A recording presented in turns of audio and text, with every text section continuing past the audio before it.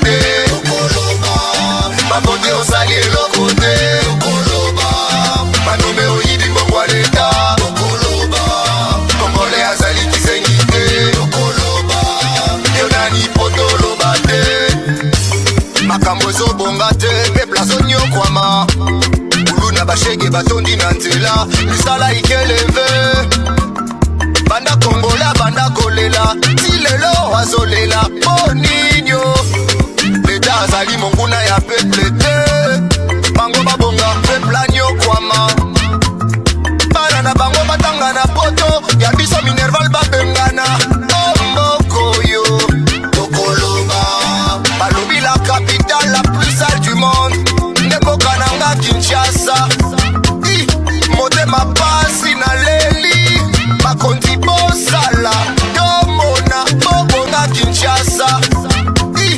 motema pasi na leli mbote na bino bandeko bozwi libaku ndenge tolobaka lisusu baimboka bozali ebele parce que boyebi ete rendez-vous na biso ezalaka mikolo nyonso na ngonga oyo tokutanaka biso na bino mpona kobeta masolo ya mboka na pesi mbote na le peuple d'abord nyonso ebisika bozwami le peuple d'abord oyo bazelaka solution balukaka solution na problème na bango bandeko balandi tozali esengo mpo ete plénière ya mokolo lelo ebandi boyebi bino moko ete toloba ete tomipesa mosala ya kolobela population tomipesa mosala ya kodéfendre population pendant mboka eza na yiki biso tolobi ete esengeli tosolola tokosolola na bahonorable député ya plénière ya pokwa lelo atako bango bazali na consultation atako bamisusu bazali na kingakati pendant que population bazali konyokwama na sa moi bamisusu bazali na courant te bazali na mai te bamisusu bazali na biloko ya kolia te kasi biso tolobi ete esengeli tosolola mpo ete bakambi mboka bayeba ete le peuple d'abord ekotika na slogan te esengeli ezwa corps elingi loba nini elingi esengeli ebota mbuma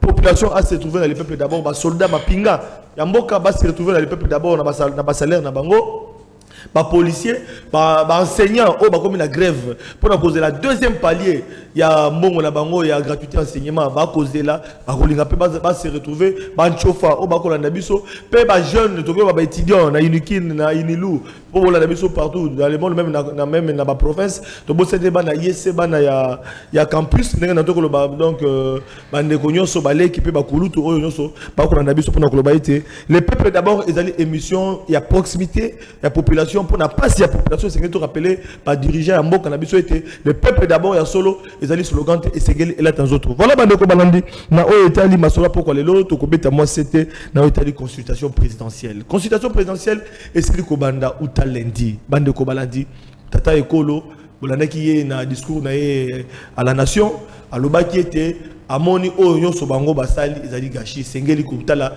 lolenge mosusu po ete Congo kende libaso esengeli abenga bandeko o bazana na bwanya pe na mayele pona kusunga ye ensemble bay bandeni ndenge ni ba kende liboso kasi motu ezali moko eloko nini ya sika ko bima wana na consultation oyo tozali kozela oyo yebite akwaprocher ba société civile to monaki moko lobi ba tata milimo bakutanaki na ye to monaki pe toki koloba ba religion mais y a ba tendance presque moi et belé to monaki ba kimbangiste oyo to benga traditionnel ba yambaki bango to monaki ba pasteur église de réveil ba yambaki bango to monaki donc bande ko belé avec mukuna que je salue à passant azalaki pe ba yambaki donc pour koloba kino fur ezali maintenant oyo tali biso ba presse sélection ya ba chaîne wana bango ba poni sélection wana esali ndenge ni to comprendre magazine le peuple d'abord requête magazine le peuple d'abord requête mais bango ba kei ba koloba nini to kundole keite ba koloba nini to kundola ekeite voilà bande ko balandi mais ba o ba kei sur base de quoi pour ba musu bazana bango ba satana bango pe ba sila ba chaîne belpe satana bango pe sila mais ba o ba poni pour ni kina sur télévision keite bande ko balandi en tout cas na TNT donc ba ko ba chaîne wona ezali wona bino mo bolandaka bo ba ete na ba chaîne na TNT eza na chaîne eza ko landa makoleka kina sur télévision autre personne no programme kitoko bolandaka bilo nyoso bande ko balandi voilà sélection on to comprendre été yango to lobe c'est to comprendre bande ko balandi tozali na 3 députés la population hein oya bango kuna te oya biso obilo bo votaka obilo bo ko voter na 2023 tozana bango misato awa na plateau na ko banda na société civile parce que na moni caméra itali moi na mboka Jean-Louis Massimango oyo azali un habitué mais la fois passée azali na biso te na plénière ya mokolo eleki Jean-Louis Massimango azali ko rappeler que azali mokambi ya mouvement des jeunes kinois société civile boyi malamu na plénière apoko lelo mwana mboka Jean-Louis na moni elongeza kongenga okati suki et puis okomi tata abana tokolo ba félicitations na madame puis la famille puis la libota mbaba kolanda ma famille masimango lelo toza na bébé na biso a semaine ya mwa mikolo yo donc ezo sabiso mo elengi ata na raté kozwa kombo mais toyebika ke papa na biso o asila kotika biso asakinda atikali kozwa kombo. Merci beaucoup mwana mboka Flavien na kanisi ete ezali esengo soki na libota moko abakisami esika azali bébé na mwana na pesi bango mbote bazo se porter peu bien kasi Oti koloba la fois passée nazanga ki kozala na parlement il est nazala ki empêché nzoto pe ningana ki mwa muke kasi na bokasi ya nzambe o ayebike biso tongo midi pokwa tolobela ka se peuple congolais pona bolamu ya mboka il fallait lelo to répondre lokola ba citoyen oyo bazala ba respecter mokolo musu na émission oyebi mokolo mususu un certain dimanche nazolingana ya émission oyebi accident na sala kaka pona bolingo mboka ilingi koloba ete biso tozali prêt ya ko sacrifier même vie na biso po kongonde esengeli ezala liboso na pesi bako débattre na ngambote na pesi bana mboka mbote voilà dans l'entrée Mathieu Domingi o na koki koloba mwana mboka José Kaniki azali na biso na poko lelo ya défendaka ba intérêt ya tata ekolo tant to bi tata ekolo ezali tata ekolo bobi ezali fils Tshisekedi Antoine Chilombo donc lelo azana RDT Rassemblement des démocrates tshisekedistes donc voilà boye malamu tshisekediste na masolo à pourquoi lelo il y a les peuples d'abord. Merci beaucoup. Bonjour. Ndeko Flavien. Mbote pe na ba co-débatteur nanga. Même à FCC nanga mbona.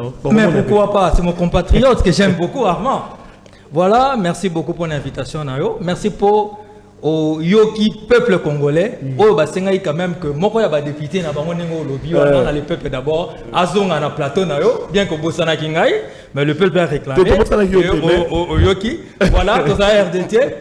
Nalina précisé loko, c'est vrai que to défendaka ba œuvre ya mokonzi mboka, mais surtout le peuple congolais parce que tozali basali il y a le peuple congolais et c'est le peuple d'abord qui prime na kati ya démarche na biso.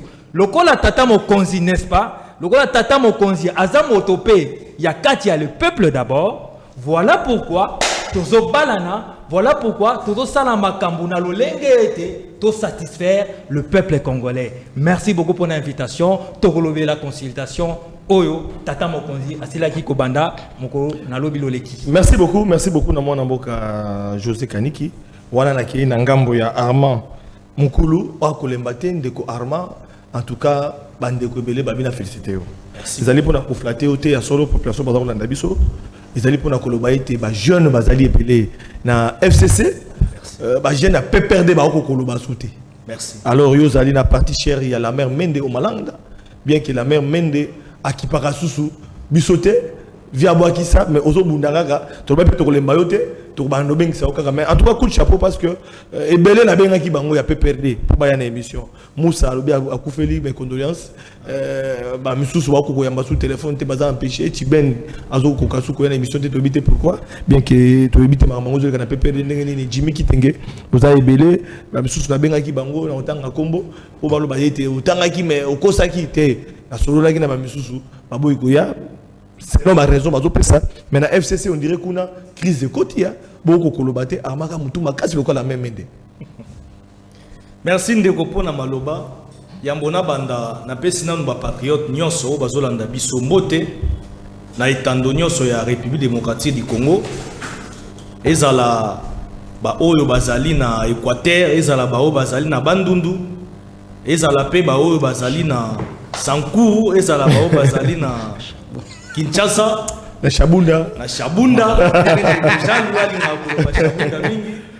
na pesi bango mbote mais kasi nazana esengo mingi ya partager sous plateau na baninga na ngai pona moni pe tendance eza confondu eza respecté mais permettez ngai na dénoncer na eloko le actuellement na kati ya Sankuru ressources Sankuru otomoni ete Sankuru ezali moko ya ba province soki na lobelaka yango elobi te parce que naza ressortissant kuna mais parce que la même Mende mais nazali candidat gouverneur Simbate originaire ya Grand Bandundu Mais Kassi, Sankourou est commis ingouvernable. Vous savez, dans un pays où il faut tout tika politique, il y a des poids, des mesures. Il faut justice et ça, il faut élection, il y a Kimia et ça, Manakata Sankourou. Il faut organe délibéré à Sankourou, Batika et travailler en toute indépendance des causes pour être Kumadi à la kisi incompétence nae. Même mise aux anassimanae, tu l'objet de Sankourou, il faut sacrifier. Il faut considérer le rôle de la province Nyonso. Autorité à Ndeko Mukumadi, Azo Sala Kuna, démocratie et réalité. Soko lobi li kambu, ou émettre opinion contre Bakangio, Batraqueo, Batortireo. Alors Bakangaki même Ndeko Nabiso Moro Aïe, camarade sectionnaire à Sankourou, Tolobi était ba libéré na Lombango, poti lelo ba libéré te, bazo me maïra na iki. Tolobi était Bandeko Nyonso ya CC Sankourou baza na Kimia. Merci Merci beaucoup, Tobandi Nayo. Bande Kobola Nabiso, tu as dit en direct, donc tu reçois l'émission, Lelo téléphone ouvert. Donc Lelo, dans le Sabino, dans le téléphone. Parce que sujet de la consultation présidentielle au Bandaki, dans le cas de tendance, il y a population en direct à partir il y a donc à partir Kinactu. Déjà nous avons informé Bino très prochainement. Bino était émission de Kinactu à part émission de le peuple d'abord à part Kinactu. Bolandango na Bière Africa et puis prochainement Bolandango na CSSTV. Donc il y a mon amboka Didier Boudimbu, donc vice-ministre et EPSP. Oyo Azali, dans les peuples d'abord, côté à Fachi Béton. Donc voilà, Bandeko, quand on annonce, appelle les bandits déjà au quota. Merci beaucoup à la population. Mais na une question. Na mamukulu, mais na mon population, alingi peut-être à tout na motuna na ye, ya moto quota na mozindo. Allô? Allô, Ndeko. Au bengi biso na commune ni le peuple d'abord trouve la consultation présidentielle et l'on a bino na biso na ba député na plateau, to ko kabino to sangisa makanisi. Pour être consultation au botambo toujours kayo. Répondre à téléphone qu'on a retour à télévision T. Ok, bon, on a dit que le bas qu'on a retour à télévision T, le bas tozo kayo. Voilà, na osenga na bandeko décalage za na tente. Tant on benga biso na plateau tozo en direct, bozo ka biso na moi retard. Donc yo soko bengi biso banda ko lo batozo kayo.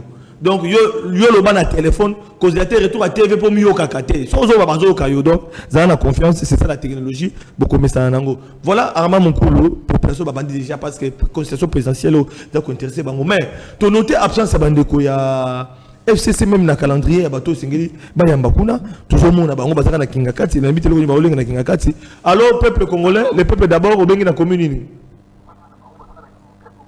na bengi na commune oui. Na Kimbangu, oui, peuple d'abord à Kimbangu, toujours qu'il y a consultation présidentielle. Et là, on est venu ça mboka comme il can ici. Na oya yebité, ndemo tuna na ngango wana. Et là, on est à koluka na consultation oya yebité, oyo koki ko pesa pe ko sungai.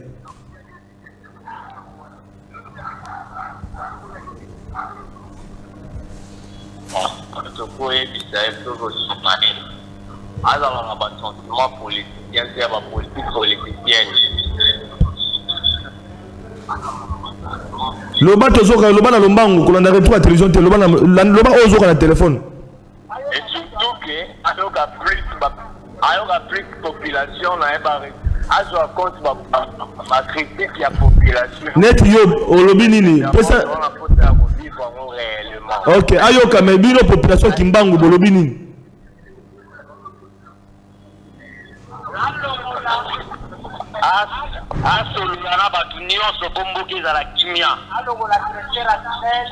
Allô, la directeur Snell. Voilà. Armand Moukulu, Maloube Panayo. Il y a solo FCC. Pendant que consultation bandi, baninga bazobonga, Moïse Katumbi Kutu azo ya déjà. Mais bino bozana kisasa kinga kati za 0 mètre. Parler des nations c'est-à-dire wa mokozamboka kazo koyamba. Consultation yende mokozamboka. Bino FCC bino so bozali nde ba allié la coalition naie. Mais parce que c'est la bino 38 députés sénateurs ya FCC bango baza toujours ko garder confiance dans bango autorité morale na bino Joseph Kabila boko sunga mokonzamboka te na makanisi. Même Joseph Kabila Toki va son monsieur circuler na Kingakat a koloba que rien ne va, rien ne marche, a comprendre était makamole ko qui ne malamu te mais occasion yango la Joseph Kabila a ya consultation. Ya solo ndeko merci na ndeko pesinga maloba mutu ya Yambo. Mais kasi Yambo na banda il faut na longola sendo tikoloba wana. Il faut pas kolandaka mingi makambo eleka na ba réseaux sociaux parce que to ebi technologie ndenge za ko kende na vitesse. Donc bah imiter voilà, bah imiter. Non, faut pas kolanda biloko wana. Faut pas imiter pas fois toi. Il y a des gens qui imitent. Joseph Kabila aza éminente personnalité politique ya mboka na biso. Otoza na respect mingi envers lui parce que azala président de la République, il a beaucoup travaillé pour ces pays. Abimi na kimia, atiri mboka na kimia. Alors, ce qui a na makambo ya goloba, on a voix officielle. Ce qui est à voix officielle, il y a communication privée na été à collecter à travers FCC si cas l'autorité morale, ndé moment na FCC ce qui va communiquer ça les gars officiellement parce que ils a structure top plateforme organisée. Kolanda biloko les gars na ba réseaux sociaux tout consort aux journalistes amener na mboka o. Alors pour la makambu ya consultation au tata mokonda zo salisa voilà ngana zo benga ngo consultation moko o ezana subasima te bande ko bazo benga na ko zobino sima amam ezana subasima juridique te ezana subasima politique te na ko ko ba peut-être ezana subasima sociologique parce que bon ce qui est vrai sur le plan légal azana ndimisa wana ya consulter mais kasi consultation na régime autozana ngo semi présidentiel avec la forme bicéphale, autozana parlement, autozana sénat, na assemblée nationale, na gouvernement, ce qui consultation est lignée salama. Il faut en réalité ezana ba cause. Il faut ezana ba cause. Ah OK. Il faut ezana ba conséquences. Aujourd'hui na été mukonzamoka qui est la consultation. Ça veut dire il faut crise ezala persistante. Crise permanente. Il faut ça. Crise institutionnelle. Je ne parle pas d'une crise politique. Pour crise politique, et ça a un monde mususu, ba humeur ya batu. Politicien oyo, na politicien wana bazora na te oya bloquer muninga boyo na ba fonctionnement ou pas bloquer muninga. Système politique oyo, na système musu ezora na te, alors écoute ici ba divergence. Tu comprends? Là il s'agit d'une crise politique. Mais Mobe Koli Kundi est prévoir d'ingisa ya ko consulter sur une crise institutionnelle les alliés. Là maintenant il s'agira d'une crise entre gouvernement et parlement, autobana na chambre basse, assemblée nationale. Ça veut dire ce qui premier ministre n'a cas échéant azali sousou na confiance ya parlementaire, c'est à ce moment-là maintenant ça a une rupture institutionnelle. Mais ce n'est pas le cas actuellement parce que le premier ministre est issu de la majorité parlementaire FCC, il continue à bénéficier de la confiance du parlement dont le parlement de FCC est majoritaire. D'accord. Donc, ce qui tolandi na endingisa mawana, tolandi na ligne wana lobeli wana, substantiellement, en tout cas, makamo cher d'État zo salisa avec les respects dans la ngopa za konzamoka. Les en substance juridique, les en substance politique. Substance sociologique, oui. Parce que Azam Konzamoka, Arokosona Baimboka va pesa makanisi ya vie sociale ba Congolais. Ce qu'ils allaient prendre la vie sociale ba Congolais ndazo réunir batu. Ayoka batu. Il y a pas de problème. Mais quelqu'un on a mamia refondation gouvernementale. Nenga ba merci. Et si ka toté mais ngwana parce que azobuka mobeko likundi. Amande kwa sana nzela. Merci. Kasinga. Allô? Voilà. Ndeko akei amaso na sengi maloba otiki pito ka parce que merci biso na bango neto ça l'émission. OK. Voilà. Donc ndeko zako benga akei donc bozo benga voilà l'émission va continuer. Ndeko azongi sous en ligne insista ki mingi. Allô? Allô? Oui, honorable bengi depuis commune. Na commune à Kinshasa. Commune à Kinshasa voilà peuple d'abord toujours landayo. Aux en direct aux okayo pesa makanisi na ona otali consultation présidentielle au mokazo sala et le konya ici que sengeli ayeba oya yebite pour Congo kende liboso. OK, moi je crois que sincèrement na yebite pour que to constater que crise est en mboka alingi que premier ministre Afrika Jeannette Mabunda pour que to constater que heureusement crise est allée pour faire alingi ni de sources pour la kita que non réellement c'est en mboka et crise est en mboka lorsque le président de la République était appelé par la vision à premier ministre, il était numéro 1 à constater que nos visions où ils ont respecté à l'inique tout souci niveau de la question qui est réellement dans la crise institutionnelle pour qu'il y ait possibilité pour défendre les locaux. Moi, nous sommes des catholiques et nous saluons le début de la consultation pour le Mozambique à son lancé et nous sommes là pour que tout ait même si il y a ça qui est à Genève. Ok, donc ok, voilà. Mais autour de la langue qui clair de communiquer répondre ngate. Autour de la langue qui est le konini ya sika. Oh mon Mozambique a été à travers consultation pour passer à fonctionnaire à Ibi. Ba enseignant, bango ba so senga deuxième palier na bango ayebi. Grève salemaki ya ba école catholique ayebi. So des moutons, bon on a pas ce kena et si la raté ayebi pour aller kakawana. Bon, salaire ba fonctionnaire, ya ba policier, ba soda mo so ya pire. Maman on a les 30 juin ba soate, ndeko velo bela biso ba so ngoteti le ba policier. Donc ba soate mo konzambo kayebi. Donc makambeze belé o mo konzambo kayebi. Et le roni asika yebité. To participer à l'émission. Oui, allô, ndeko bengi biso na commune honorable. Allô. Aux en direct papa ou bien maman, aux en direct ben au bengi biso na commune. Oui, na bengi na Kalamu. Ah, bande kwa Kalamu. Voilà, ben consultation bandi makasi yo kopesa. Pour que ndeli boso. O mo konzambo ka yebité.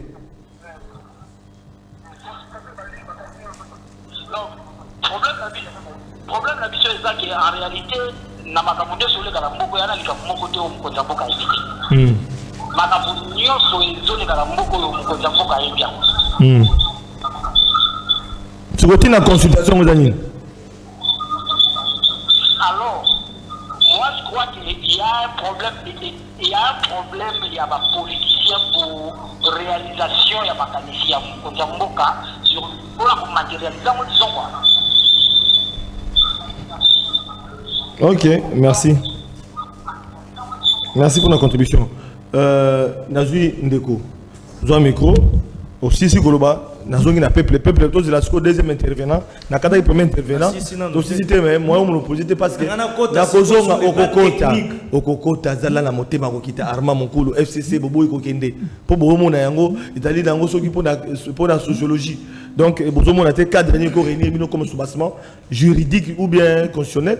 Bozomo na pena ma malonga za te. Bon, moi na mboka ya mbona zo ndeko azobenga biso na nzela singa. To kabilo pe bandeko yo ya ba Tshisekediste. Félix Tshisekedi, tant que d'abord la première année bilan est positif, gratuité enseignement, tout ça. Donc comme la deuxième année, alors bilan comme négatif, il y a du gâchis. À toi comprendre que tout ne marche pas. Maintenant il faut lancer consultation à Zobenergia Sika. Pour toute la population, pour tout le monde. Et là, on a Félix, déjà pour consulter, pour vous en aller, mais on a commencé pour consulter pour que ça Sika et pas Félix Tshisekedi on a habité, population a habité. Bon, et là on a changer. Na fonctionnement na mboka na passe à congolais na libuma ba congolais le peuple d'abord a se retrouver misala ba jeune monana na kati ya na gouvernement oyo ya coalition FCC Kashima papa na. Merci beaucoup Ndegonanga Flavien. Mais to votaka ba politicien to comme ça va on a pouvoir, n'est-ce pas, pour ba koka ko subvenir aux besoins il y a la population. Donc le peuple d'abord autozo le belao. Au lobby que première année, le bilan était positif. Ça, c'est vrai. Au lobby, ma camba gratuité dans et tout cela. Ça, c'est vrai. Mais lorsque tu communes à niveau Oyo, ndekauti koloba un peu nazongelae, qui a battu base Oyo, mon conseil consulté. Mais non, ce qui n'a pas suivi le discours de la présidente de la République. Le président de la République a été clair. C'était 6 minutes à pas manalanda entendez. Ah président la bisonia sur un discours c'était un discours vide na lobaka ngo quand tu na banga pona lobango susu. Comment Armand.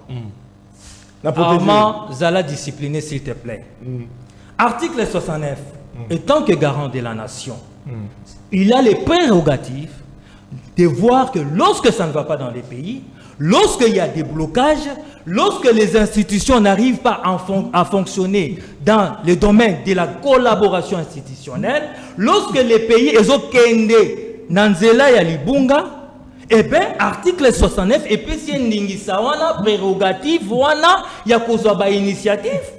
Il y a ko solo na bana ya mboka. Il y a ko yoka ba vie et considération émission na biso au kombo nango le peuple d'abord. Wapi problème soki mokonzi ya mboka ayebi ko solo la na le peuple d'abord. Na ba couche nyonso ya population selon l'article 69.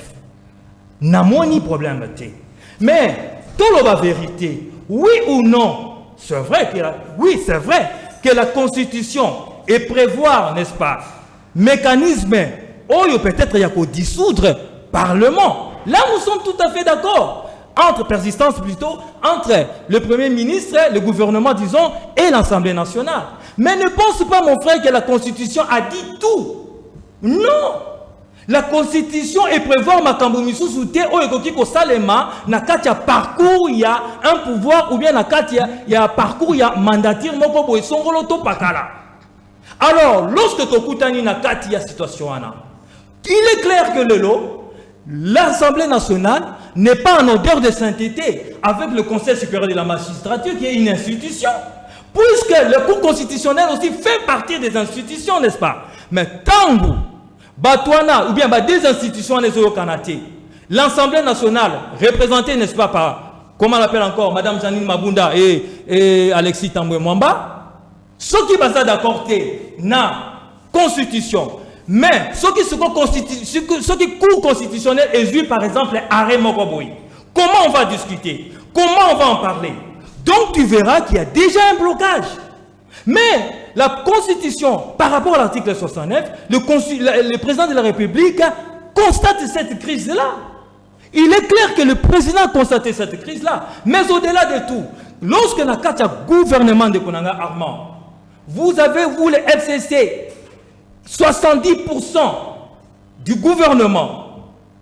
Mais lorsque vous sabotez mon Konzi Yamboka, lorsque l'État a bengi bino, na kati prestation de serment, bino ba ministre oyo esengeli ba répondre présent comme des ministres de l'État, comme des ministres de la République.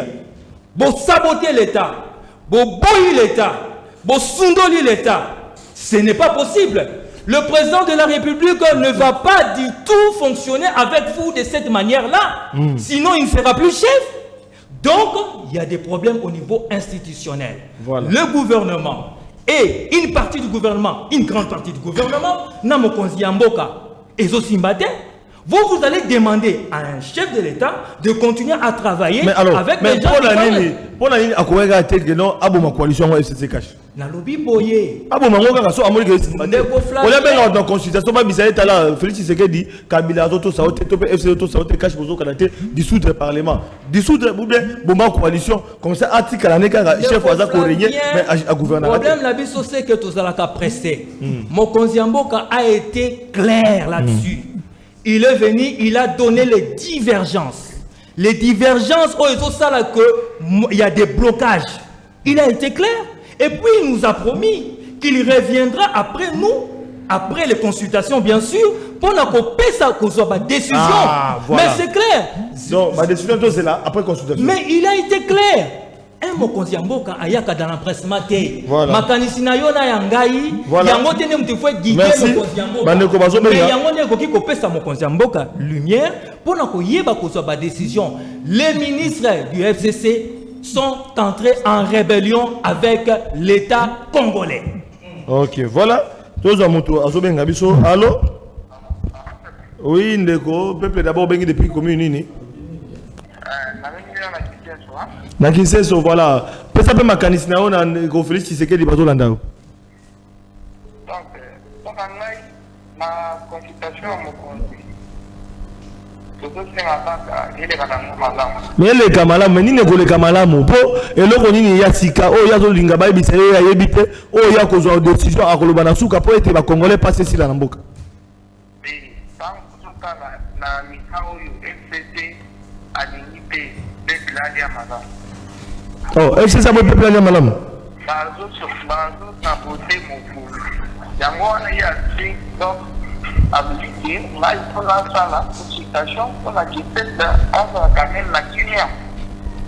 Donc après consultation ma peut kita après conciliation salaire va fonctionner comme après conciliation ba indien na ba indo pakistanais ba otika onyoko la biso après consultation courant na mai kozonga normal.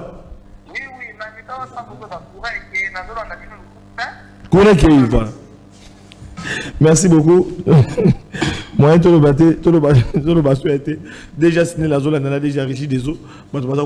Voilà, tout comme il y a au moins la société civile, on l'a dit pour personne so koloba, bino pe beaucoup lobaka. Siko oyoki cash, oyoki FCC. Ba kondong mama. Siko conciliation bandi, siko bino bateau boza na kata masolo tene ba benga bino kasi. Makasini ni oyo ko memela mokonza mboka to pe bino société civile na ba courant mosusu, boko ya toki Moïse Katumbi azoya, Jean-Pierre Bemba Roya, donc bato basa belé na nzela mais Martin Fayulu aboyi. Joseph Kabila aboyi pour baza clair na ba proposition na ba position na bango. Siko bino société civile malobi pa na bino. Mwana mboka Flavien na lingina nona ebisaba na mboka boye. Biso tobimaka toujours ba prophète ya makambo ele kana mboka. Eloko aliboso na ko ebisaba na mboka esengeli baye ba Joseph Kabila sénateur à vie, président de la République Fachi Beton, ils sont à la fois solution et problème na makambo ezole kana mboka. Donc bango kaka ne problème, bango pende solution. Pona nini na lobi bongo ndeko na ngai. Olandi poto anenge bande kona biso ya coalition FCC cash. Bazo potana pe kokosa ba imboka. Bino pe société civile pour profiter wana. Nazongeli mwana mboka arma po atuna ki substance juridique. Heureusement de konanga kaniki a pesi référence ya article 69. Kasi problème ezana niveau article 69 akoki ko convoquer ou bien akoki ko convoquer consultation te problème eza wana te parce que peuple congolais azana besoin kaka ba consultation wana te azana besoin de résultat. Tolanda na mboka oyo malgré que zalaki des contextes différents. Concertation en 2013. Bande ko bakota na pouvoir o boyebi tokotanga bakombo ate. Tokena bakoro à Saint-Sylvestre. Boyebi aboutissement nango. Lelo yo tokomi na consultation au président de la République asia ebiso déjà jour à discours na eke résultat final nango ezali formation ya gouvernement ya union sacrée. Mais tokotuna bana mboka est-ce que dans l'histoire de ce pays, parce que l'Union sacrée est outil dans les vies de terre. Nous savons l'histoire de ce pays. L'Union sacrée au à l'époque. Est-ce que Epesabiso par exemple à Malam ou à Mabé? Tout le bien Epesabiso par exemple à Mabé. Kasi nazonga sko na makambo ya consultation. Ezali eloko ya malamu muto a côté mais la mokonzi mboka pour la consultation, yepe aza problème parce que c'est un devoir constitutionnel, yeloko la garant premier citoyen à consulter bateau. Kasi biso peuple esko société civile tozotuna. Consultation yango pona résultat nini? Parce que tout mona qui premier jour il y a consultation. O alobi ba bengsa ki bato ba société civile mais ba société civile peu sélective hein? Parce que parmi bilongyo tout mona ki kuna certains parmi eux aussi sont un problème pour la République. Ba bengisi bande kona biso avec l'église de réveil. Est-ce que oyebike balobaka la charité bien ordonnée commence par soi-même qui oublie des ordres à l'élo na batoya l'église de réveil. Nous avons plusieurs camps, plus de 10 camps. Côté okoya sonika futana batuna, côté okoya kankenza na batuna, mukuna na batuna ainsi de suite. Est-ce que ces gens-là au moment où ils sont d'abord incapables ya koyoka na ba structure na bango, ils peuvent être des modèles pour la République? Nous disons non. Batu mususu yambaki qui sont en conflit avec la loi. Ils ont des dossiers qui sont pendant le niveau de la justice. Il y a des détournements, il y a des mbongo, ainsi de suite. Est-ce que ces gens-là vont apporter la solution et pas mon konziamboka? Maintenant, la qui biloko mi balemi sato na premier jour, on a moni déjà ezali échec. Échec pour nani mwana mboka. Olandi président Sensa mwana mboka olengankoi. Abimi batunie. Alobi akendeka ko ebisa mokonzi mboka ke esengeli ye na président Kabila ya kala basolula qui oublie que FCC cache kambami na batumi balewana. Et pourquoi bazolinga ko solula te yango ne na lobaki bango nde problème bango pende solution. Réponse à liboso ya mwana mboka olenganko yango wana alobi eloko ya mibale azo pesa 25% ya chance ya makambo ko simba consultation. Soki batouana mibale bakutani nanu te, il n'y aura pas de solution. Donc, il y a yebe sika mama alikambo izali. Oye kozwa mwana mboka i président Seni. Pendant que bazoze la paix aya na ba piste ya solution non, ayebisi mokonzi ya mboka nga na ye déjà toza na chronogramme ya baélection na 2023 tala ndenge makambo ezokenda kotambola donc ezopesa biso désespoir ya eloko wana ndeko na ngai nasilisa allo oza en direct obengi na commune nini peuple d'abord commune Malugu commune limité tozoka yo ndeko oui limité tozoka yo malobeza pana yo contribution na ngai na problème ya consultation nakalobi contribution na ngai epai ya président de la république ezake atinye kaka charge na présidence omona biso population yango wana bango bazoki ya consultation liboso moninga atikali mpe 80 ya asali fois 3 adisiple salaire fois 3 bakiner mbongo wana bazomisa biso na kese tokomona mpe dollar dépense mpe ezoleka to budget présidence yango monono bamultiplie yango fois 3 badiminuer bazonga na ndenge ezalaki ezonga kutu ndenge ezalaki mbongo wana ke na budget proposition liboso ya consultation wana donc c'est que after on fait consultation na bakiner na ya présidence comme chômeur à rapport de justice ya mibale c'est-à-dire au lieu de tout le ya to ceux qui quand va se na candidat ba ko déclencher station pour ba créer ba guerre pour le ça dit ka de la face donc des contributions dans la présidence à qui on fait de temps à signer la présidence Dieu vous ta ko ba que la dissolution à 6 milliards pour matin là ba oui ya pour avoir dire ok merci beaucoup donc Alexis qui non présidence kuna bongo ba tripla donc multiplier fois 3 ba salaire donc sengeli ba banana nous na consultation à solo pena na bande ko présidence et sengeli kita on a déjà le cabinet Vital Kamerhe parce que Eberanta yoki Eberanta na consultation kuna tout le monde qui peut na mon konzamboka donc dans les messages Vital Kamerhe na tripla qui c'est quoi Eberanta qui ça est-ce que c'est facile de konanga oh zo senga na bande konanga moi salaire mati moi ba hota moi avantage de belé ba diminuer ngo ezonga so na caisse à l'état ah on les a mokumba alors ndeko na moni ndeko musu na singa comme ça to kusukisa na Jean-Louis et puis na joine ndeko Armand allô oui au bengi na commune aux en direct oui aux en direct oui c'est là la télévision sur la téléphone tozoka yo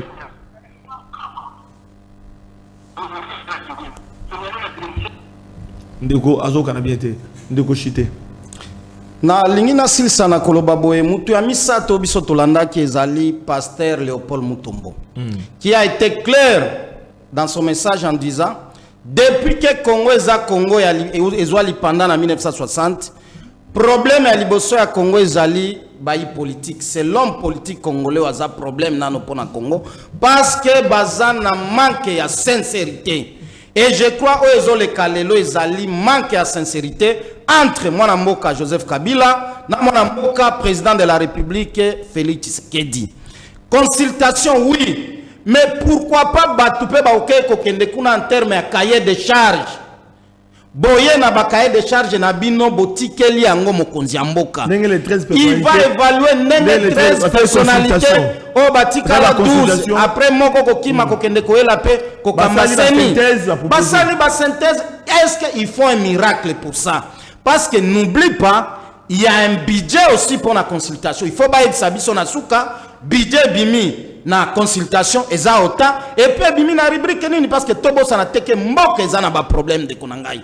Tala niveau même ya carence ya spécialité to kozala na koyeba ba service protocolaire à mokonzi ya mboka. Le président de la République entre dans la salle. Vous aviez vécu vous-même inacceptable biso to abatoyo to tosaka mokonzi ya mboka pendant qu'il entre son directeur de cabinet Aya Telemi d'autres collaborateurs du président de la République babani na bango ba obeta masolo et tant to koyebisa bango ke ba fan de la kolanda ba film ya novelas ba koloba OK on le dit pas. Et ce qui est grave na ebité ce que landa qui tweet ya ambassadeur des États-Unis o le longa na komo benga koma lokola vice-président o alobi ba conseiller à mokonzi ya mboka sont dotés d'une incompétence notoire. Ça ne vient pas du moins, ça vient de l'ambassade ya nani ya États-Unis. O biso à l'époque peut te dénoncer le comportement na ye. Merci beaucoup. Tala ndenge mboka ezotambola est-ce que merci yango ndeko pesa bana mboka mai ndeko pesa bana mboka social ya peuple en ligne allô malembe ndeko bokisa motema pio nazoka bino malembe moko na mobozo la ligne motema kita allô voilà bandeko bozo welela oya koti bayambi oya lukia bimakota donc finalement tozoko ka saisir souté voilà nazongisi ndeko oya andako benga allô allô tozoka yo en direct oza en direct papa tozoka yo obengi na commune ah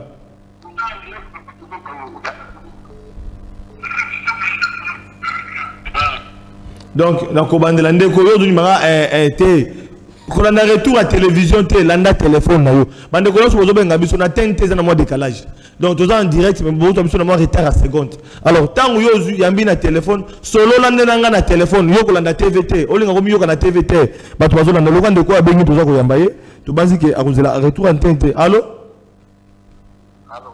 oui ndeko bengi biso na commune au bengi biso na commune yo répondre na téléphone ko la retour à télévision te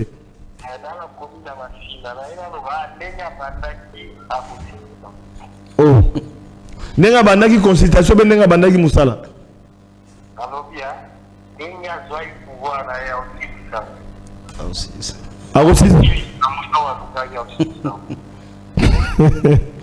wana ngelo bani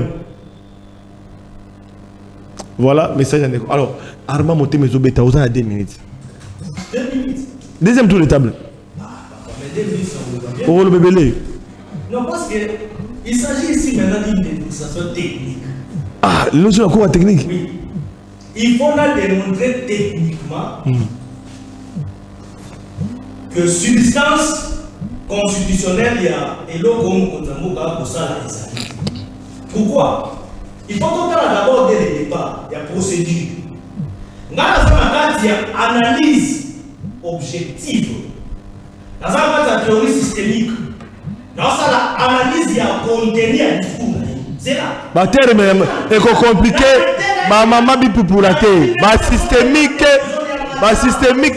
ma le papa na yo. Utiliser le langage peuple d'abord à zo kayo. Bon, ça va. Moi le papa na yo. Combien on déjà? Mon konzamboka alobi na suka na yango akosala refondation gouvernementale. Biso toza na kati ya accord ya coalition. On suppose que eloko nyonso avait salama. Il faut coalition wana kwa meza constitutionnelle.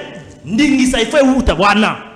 Ici il ne s'agit pas ya mutu oyo amu konzamboka ana plein pouvoir. Il s'agit d'un chef de l'État qui est président de la République, mais qui n'a pas la majorité parlementaire. C'est une précision.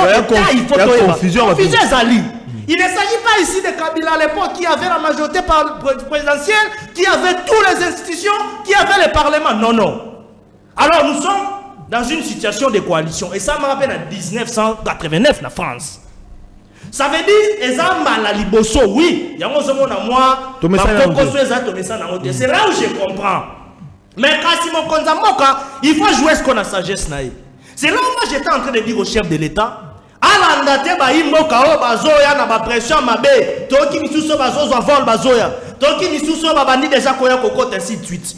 Mais tozoye maté ba okote na wana nini? Parce que ba maman ba yebi réalité ya coalition. Ba yebi Ndeko Félix a conquis jamais qu'on soit décision institutionnelle. Je parle d'une décision institutionnelle.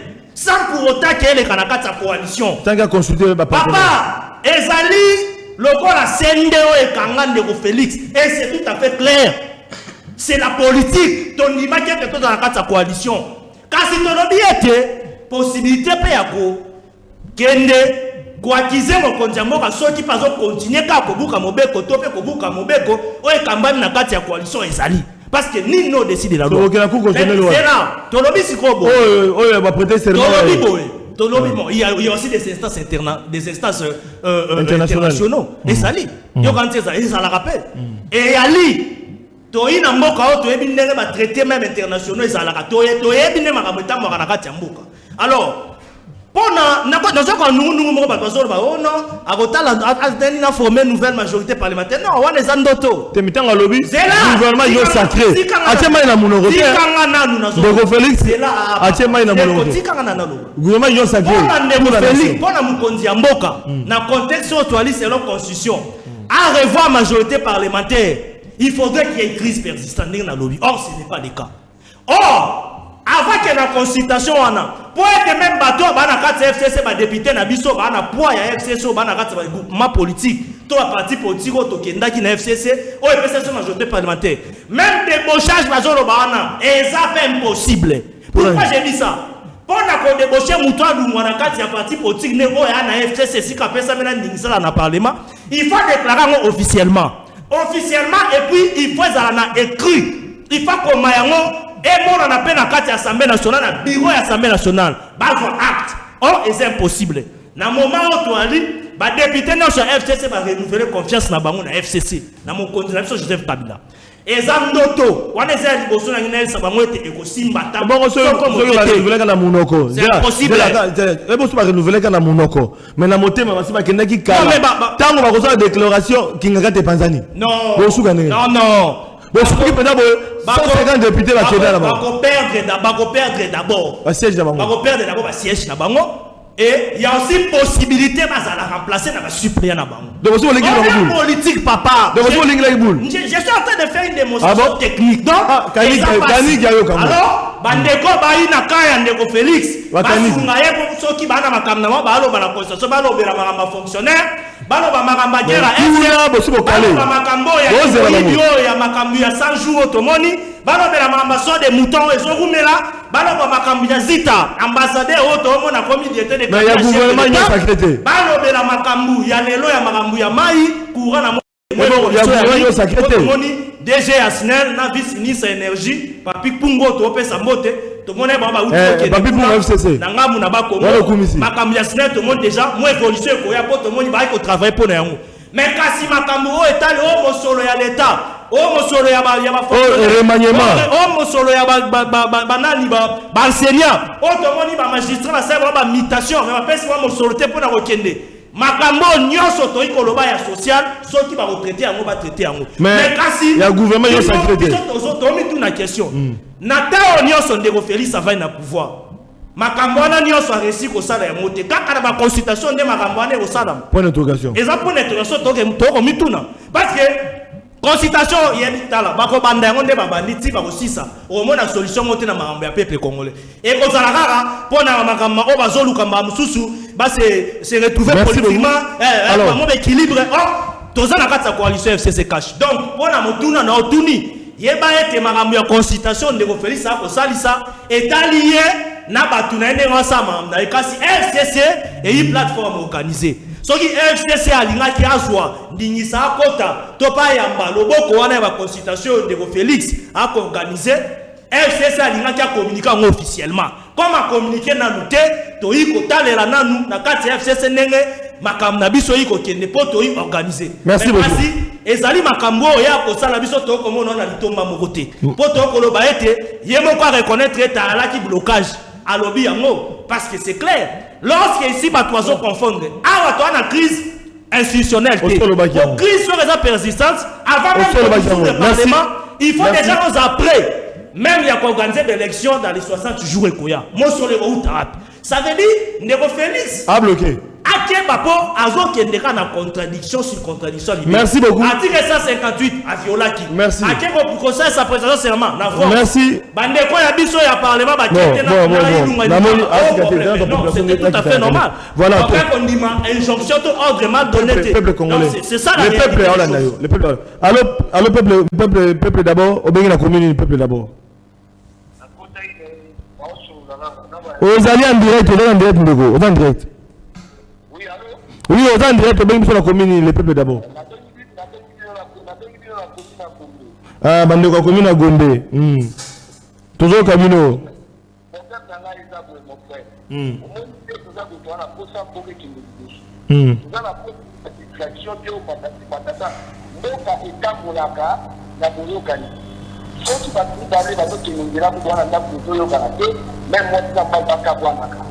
est-ce que c'est là de côté chez eux pour moi la mission c'est de voir pas ce que tu as caché tu vas la gare à Makamboka FCK il est ça le droit et ça c'est quoi Makamboka c'est ça donc Makamboka c'est ça ali ko tika dit chose mon frère mais est-ce qu'il y a une majorité dans l'Assemblée provinciale Sénat Parlement est-ce qu'il y a une majorité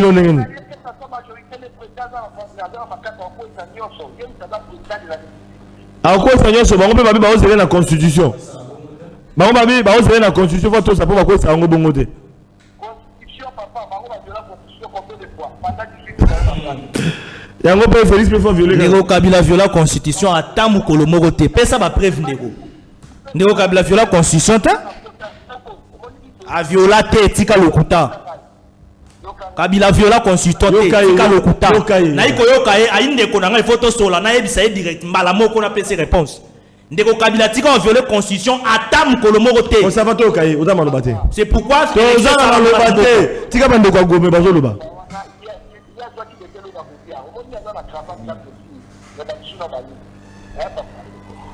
merci beaucoup abiyo Ndeko Kabila oza derrière biloko kolia donc ma pongo pe valete alors toi deuxième tour de temps donc na sous émission Ndeko Kaniki oyoki Ndeko aza clair Ndeko FCC Ndeko Félix aza na soubassement juridique mon côté attendez botangi na constitution oyo kotalisa parce que tout dans le régime au Félix a gagné qui élection dans la majorité bilo bo mato mangogi pour nani malobe pa na yo bon il n'a pas été clair aza clair à tamkete on a remarqué pas naïe ça agitation il n'a rien expliqué. Alors, le côté. Alors, bien belé. Mais le côté. Mais a expliqué le côté.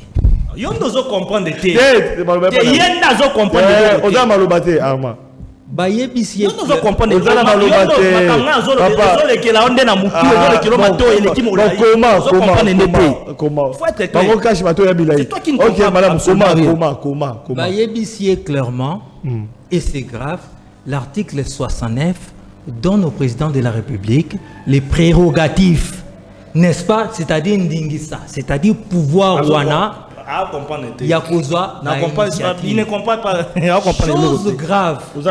Chose grave de Konanga Arma sur ces plateaux devant le peuple d'abord et le peuple congolais a affirmé que le chef de l'État n'a régime Moyopo en coalition à Koki Kozwa ba décision ti. Donc, M. Armand considère que le chef de l'État est institutionnel. Parce que, oui, c'est constitutionnel. Pourquoi bien on dit Mangote? Mais c'est vrai, vous ne voulez pas que c'est discipliné. Zala calme, Ndeko Kaniki. Le texte. Papa, aux moments de la fin. Aux moments de la fin. Discipliné devant le peuple d'abord. S'il te plaît. Voilà, le peuple d'abord, voilà, Nabino. Ça l'a discipliné. Et surtout, Nengo Baniko répondre, le peuple d'abord, Boye, c'est pas bon. Je passe. Nalobi Boye. Chose grave, le président de la République, quel que soit les régimes en place, quelle que soit nature et régime en place, le président de la République a toujours au-dessus de la mêlée. Mais il n'est pas au-dessus de la loi. Il n'est pas au-dessus de la loi. Mon cher, mon ami et frère, il est dans une confusion. Non mais mon frère, je suis clair. C'est toi qui ne me comprends pas. Ou soit tu utilises ton intelligence pour défendre. La lingala, mais tu sais que le peuple d'abord a jugé agitation. Le prérogative du chef de l'État est l'Okomoko. C'est la constitution de Moutou EPCA Yango. Ce qui est PCA, par exemple, Ndingisa Yako déclaré que dans le ils ont la quatre difficulté. Guerre moko surgir. Il faut consulter. Il faut que la coalition. Non. Les prérogatives faut EPCA Moukonjamboka et ça Koloba.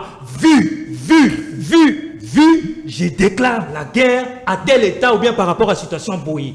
Na pesibino exemple, on a pour quelle que soit la nature du régime ou de la coalition, le président de la République a toujours n'a pas prérogative naïe.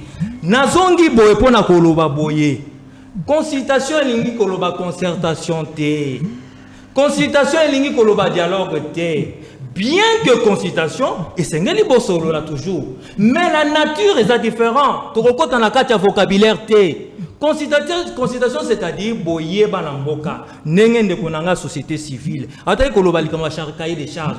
Hier à koki kozwate maloba oyo bato bazoloba tant babimi devant le micro pour synthétiser un peu réaction bazali nango devant mon conzi pour quand ça que non ce n'est que ça. Non.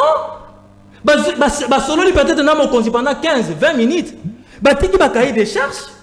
Lui ne travaille pas à la présidence pour dire que notre cahier des charges est à la quitter. Finalement on est où? Mais pour les avis et considérations, mokonzi yamboka kozwa ba vie ya bato nyonso, ya bandeko nyonso, ya ba couche nyonso, asali yango symbiose pe à répondre siko na ba vie et considération na kozwa ba décision. Okay. Les institutions de la République les institutions de la République sont bloquées. Dans Yozo Mona, Assemblée nationale, ils ont un conflit permanent. C'est vrai que la Constitution reprend en côté. L'Assemblée nationale n'est pas en conflit permanent de Mozoloba. L'Assemblée nationale n'a pas voulu répondre à un ordre mal donné de la gestion du président de la République. C'est ça la réalité. Non, je devrais répliquer. C'est ça la réalité. Il ne sera jamais discipliné parce que c'est un homme désordonné. FCC. Je ne sais pas si je dois parler de lui ou bien je dois parler du FCC. Mais il représente ici les FCC et n'a comprendre pour Nanini, bah continuer nyonso batarabato désordre. Mais sois discipliné mon frère. Merci. Nalobi Boyi. Tu ne comprends rien. Nalobi Boyi. Ce n'est pas Armand de déclarer que le chef de l'État a violé la Constitution. Mais il faut lire l'article 158 sur l'immunité. Ce n'est pas à Armand. Il y a une institution qui dit, qui est habilitée à Yakoloba. Si les ordonnances du chef de l'État, si les actes du chef de l'État ont violé la Constitution, oui ou non. Merci. Et l'Okowana, pardon, c'est ça. 4 mois d'Iran, si tu es c'est ça. 4 mois d'Iran depuis que l'ordonnance est signée. Mokonzia Yamboka n'a patience na yamuneni. Atika la bangotan, ya kokini na cour constitutionnelle. Bakendaki. Merci beaucoup. Alors Jean-Louis, pour la oui. Ok. Na lingina silisa na kosunga. S'il vous plaît. FCC, est-ce que okotiki la biso peuple tant voilà, bino peuple d'abord. Parce que bino mi balé politique. Ba limite na bino ya gestion. Yango lelo biso toza victime. Population loba et puis tozo loba isengeli bolanda na bokebi. Loba peuple aloba na micro. Na lingina sunga. Nde konanga kaniki. Par rapport, il y a eloko moko azo répété encore plusieurs fois. La Constitution ne dit nulle part que ce qui est Assemblée nationale est en conflit à Conseil supérieur à la magistrature, tout cour constitutionnel, et zali crise persistante, ou qui continue à Mokonziamboka à dissoudre l'Assemblée nationale. C'est faux. La Constitution n'a jamais dit ça. Donc, ezala qui recadrage à taille. Kasi nazonga ipa Mokonziamboka. En principe. Après que pesa biso discours na yo ya pesa ki ya kosenga ke tokokene na consultation sur base de l'article 69, il fallait siko consultation ango ezwa assise par une décision du président de la République au tobengaka ordonnance sous basement ango ezali na article 79. En principe mokonzi mboka il fallait signer ordonnance ya ko convoquer consultation wana et c'est dans cette ordonnance là et sika balakisi objectif bako définir dans quel cadre consultation ngo salema mais ça mi pe na moi légèreté to moni ordonnance après cabinet après discours o salamaki ya 6 minutes on a lobby biso peuple pe mokonzi mboka atika ki biso na soif parce que Tobanda qui causait là que le président de la République s'assime ici, il y avait deux possibilités. Nous savons que le pays, na hypothèse de l'élection Salaman en 2018, soit il peut gérer par coalition, soit par cohabitation, et il va tirer les conséquences.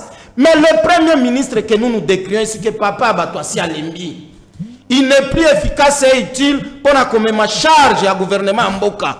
Il fallait que le président s'assime, que voilà, politique nanga parce que ngande naza comptable en 2023. Moutou azo kamba gouvernement na ba ministre nae ne me rende pas la tâche facile. Na sengi na ba allié na ngai. Bo pesa nga moutou mususu moutou asala nini a démissionné. Il devrait s'assumer que nous on allait être fixés. Au lieu ya kotika pe biso na moi nungu toyebite tozokende wapi touti wapi eke nini kokoma lobby. Na silisi na koloba boy. Problème ezali président Félix na président honoraire Joseph Kabila. Solution ezapé kaka président Félix na président Yakala Joseph Kabila. Merci peuple d'abord Tozo Kayo. Peuple d'abord au bengi na commune et comme sur la série 3 4 appels naza ko zwa na yo Kabila pour clôturer émission na biso. Au bengi wat. On est en direct yo Kabiso. Ouais. Ouais. se contrôler dans le langage naïf. Ils sont pas peuple, soyez bien bango bien makamuna bango bazo sala. Bake ko gérer na kenga kati liboso à $100,000. Mais il faut la yeba de vraiment. Faut yeba que soyez bien, c'est ga yaka na ndako. Comment na raé? Comment na raé? À contrôler dans la sinon comme je suis à intimider. Voilà démocratie, voilà démocratie, baby. État de droit, on attend de vous. Voilà l'état de droit. On est comme la dictature. Pardon. Bon, même mon consambo a dit que bon, même la dictature. Mon consambo a le bâti. Bon, même la dictature. Bon, tu es un démocrate. Ah, mal ici. Alors.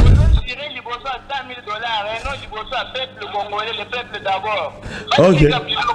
Merci Toyoki. Merci beaucoup. Merci. Bandeko na ngai tango ozobenga incitation à la NT mofingate bo respecter opinion bo respecter opinion moninga atoza d'accord na ngote mais oyoki quand même deko Armand na malobate. Allô ozana malobate. Allô oui ndeko bengi obengi biso wapi ah baneko Kinseso changu malobeka pa nao tozoka Kinseso mwamba tozoka yo nalobi papa moto ya bandi wana moto ya pepe ya bandi wana vraiment papa Kabila lobi ke asali 18 il y a un problème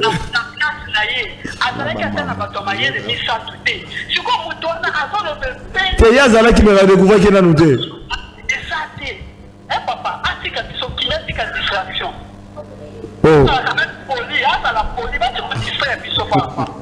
mais voilà c'est opposition position plutôt FCC il y a d'autres sa position ya bango papa biso toza na besoin ya kimia na mboka toza na besoin ya kimia na mboka parce que moto wana son discrétion moi tika to ko kamalonga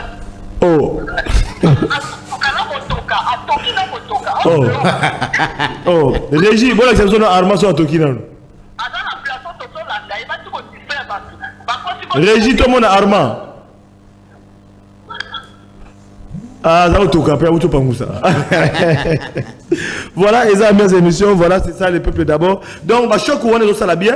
Armand, petit position FCC, Binopé, Bato Akashi, Botomboki, Angopé, Batomboki. Mais dans l'ambiance, conclusion, Zali, conclusion, consultation, oui, mon Kozambo, Gagopé, sa mère, Ngapena, Namotuna, Moko. Na lingi pe bandeko, ba pour la presse. Pour Babi, Baitano, Yambaka Bango. Pour la nini sélection, il y a 10 organes. Na kati, Bachana, Tente, qui n'a tué et s'est retrouvé. Pour la nini, Mamsou va se retrouver, Mamsou va se retrouver. Toko Mituna. Bino Bozana, Bachana, Bino Bolandaka. Pour la nini, magazine, Andeko Flavie s'est retrouvé. Le peuple d'abord, il s'est retrouvé, Toko nous s'est retrouvé. Bango va se retrouver, Wana. Bango, c'est quoi spécial par rapport à Nini, Bandeko. Même Bango Wana. Parce que le peuple d'abord. Émission Oyato Kundola et tiens quand tu mal à l'aise il faut écarter mais bon consultation obi que no mande ko baya mais so bon magazine les autres mal à l'aise pour la vérité à peuple n'est l'article bilo peuple bozoloba ndenge ndeko musu nazo zoya alo liberté kuna ba kopesa bino occasion na te mais biso pesa bino occasion allô leti ndeko koloba allô oui ndeko le peuple d'abord yo zoloba mais na magazine na boloba kate mais babo ibo que des consultations nazo kayo.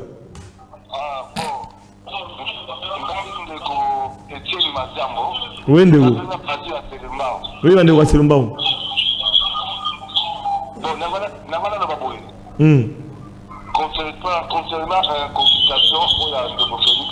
Bon, tout d'abord malgré la face parce que nous avons bloqué moi pour la lofuta. Mais namana na baboye pour la ndeko za premier wana ozo. Ndeko wa alobini. Armand, à ça le succès lelo. Armand. On fait une mission à peuple d'abord. Donc, vous conduisez à Gawana des Arabes, on a plus sur ma peuple. Vous voyez quoi, je veux dire, pour la Bango, mais comment est-ce qu'il y a Bango? Moi, mon cœur va plus pour un bénéficier pour la poste, mais moi, mon cœur, sur le Gawana. Alors, un jour, nous avons un foot à haut, il y a ça. Alors, il faut expliquer qu'il y a dans le 13 ans. Asi ya Kamuana, faut expliquer à tu m'as dit, voilà.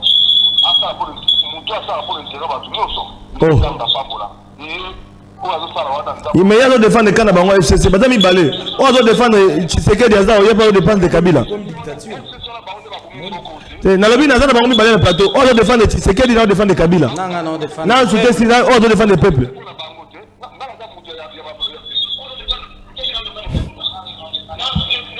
Merci, c'est l'ambiance de l'émission Bandeko Balandi Tokomi Nasuka Plénière. Dans le bas qui consultation au organe de presse, télévision Rokende, qui n'a tué qui était.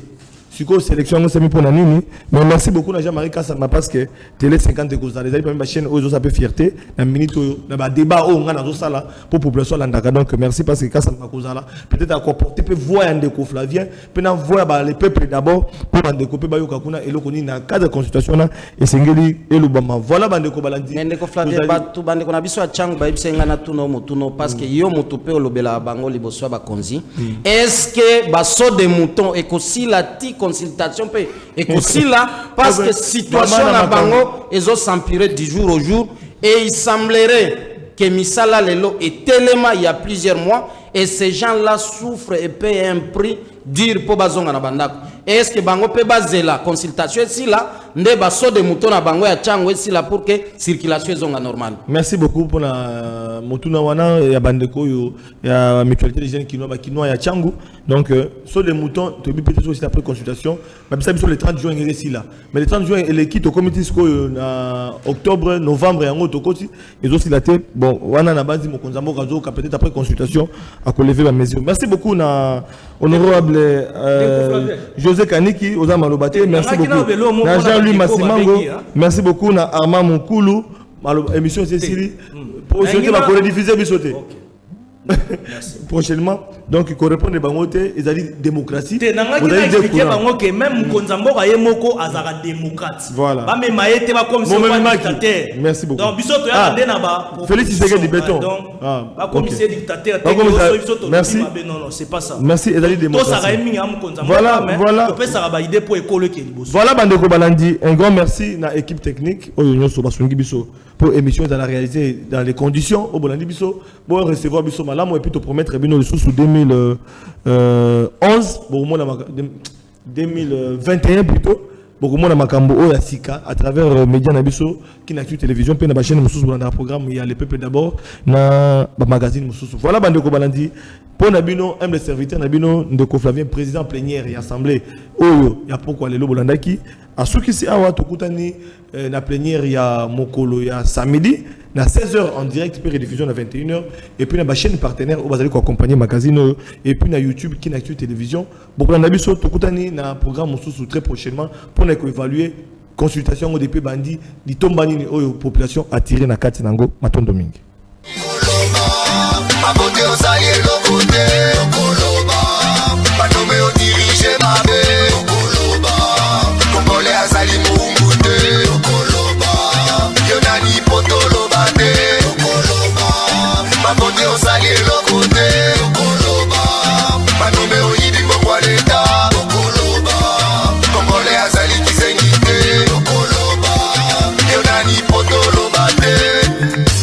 Makambozo bongate pe plazo nyokwama Uluna bashege batondi na nzela misala ikeleve Banda kongola banda kolela Tilelo azolela Boninyo Leta azali monguna ya peple te Bango babonga pepla nyokwama Bana na bango batanga na poto Ya biso minerval babengana Omboko yo